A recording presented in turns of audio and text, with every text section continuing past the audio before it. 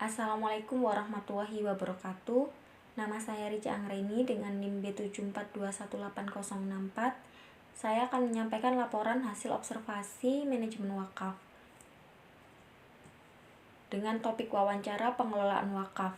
Hasil observasi wakaf tanah Wakif almarhum Bapak Murtatoid, mauquf tanah dengan luas 586 meter persegi dengan nazir NU. Wawancara dilakukan dengan Bapak Yedi Ruhono selaku narasumber dan selaku Ketua Masjid Baitur Rahman periode 2018 sampai 2023. Wawancara dilakukan di kediaman Pak Yedi di Dusun Klagen, Desa Tropodo, RT 3 RW 4, Krian, Sidoarjo. Tanah ini diwakafkan untuk keperluan sarana ibadah berupa masjid dengan nama Masjid Baitur Rahman di Desa Tropodo, Krian, Sidoarjo. Sejarah singkat Masjid Baitur Rahman. Sejarah berdirinya Masjid Baitur Rahman ini tidak dapat dipisahkan dengan sejarah masjid yang pertama, yaitu Masjid Hasbuwah yang berdiri di atas tanah wakaf keluarga Mbah Yai Hasbuwah di RT 2 RW 4 Dusun Klagen, Desa Tropodo. Kemudian seiring dengan berkembangnya waktu dan populasi penduduk yang semakin banyak, Masjid Hasbuwah tidak dapat menampung jamaah yang berasal dari penduduk sekitar, dikarenakan jumlah penduduk yang semakin banyak. Akhirnya dilakukan relokasi masjid ke tanah wakaf dari keluarga almarhum Bapak Murtatoid dengan luas tanah kurang lebih 586 meter persegi. Masjid tersebut adalah Masjid Baitur Rahman yang tepatnya di RT 1 RW 4 Dusun Klagen, Desa Tropodo. Tanah wakaf yang ada tersebut semuanya sudah bersertifikat dengan nazir NU. Bentuk perlindungan harta benda wakaf. Sertifikasi tanah wakaf dan pendaftaran harta benda wakaf pada dasarnya adalah untuk memberikan jaminan dan kepastian hukum terhadap harta benda wakaf.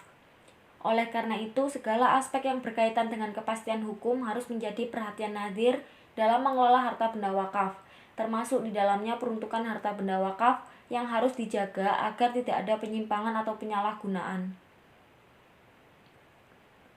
Oleh karena itu, tanah wakaf yang ada untuk dibangun masjid tersebut sudah bersertifikat dengan nazir NU. Jadi memang sengaja nazirnya diberikan kepada NU agar nanti tidak terjadi hal-hal yang tidak diinginkan seperti persengketaan tanah wakaf. Pengurus sudah mempercayakan pengelolaan tanah wakaf kepada NU karena pengurus masjid merasa lebih aman. Pengelolaan dan pemberdayaan harta wakaf Masjid Baitur Rahman. Dengan dilakukannya sebuah pengelolaan, maka harta wakaf dapat diberdayakan dengan baik dan maksimal seperti yang diharapkan.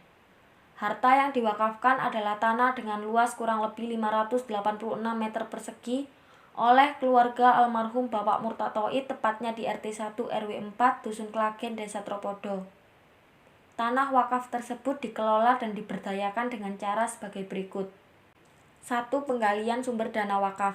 Zaman dulu, tingkat ekonomi masyarakat masih rendah. Jadi, di samping SDM-nya juga rendah, tidak ada proposal yang diajukan untuk mendapatkan bantuan dana.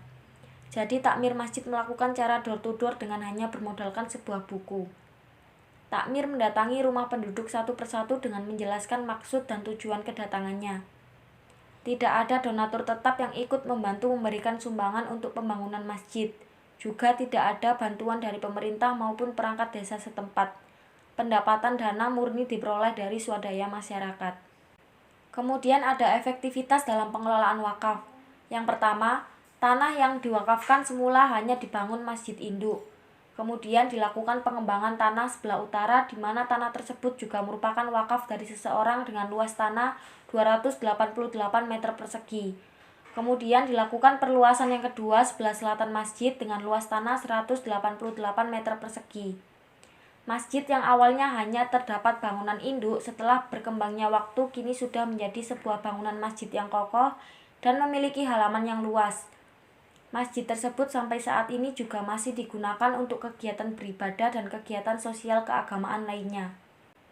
Menurut peneliti, pengelolaan tanah wakaf yang dibangun Masjid Baitur Rahman tersebut sangat baik karena setiap tahunnya bangunan masjid mengalami peningkatan. Hal tersebut menandakan bahwa nazir sangat baik dalam mengelola tanah wakaf tersebut. Selain itu, dengan adanya pembangunan masjid juga mempunyai dampak yang baik bagi lingkungan sekitar. Dampak baik tersebut yaitu yang awalnya masyarakat sekitar lalai dalam menunaikan kewajiban seperti sholat, akan tetapi dengan adanya pembangunan Masjid Baitur Rahman, banyak penduduk yang menunaikan ibadah sholat berjamaah dan berlomba-lomba dalam kebaikan seperti melaksanakan infak dan sedekah. Kemudian ada problematika wakaf.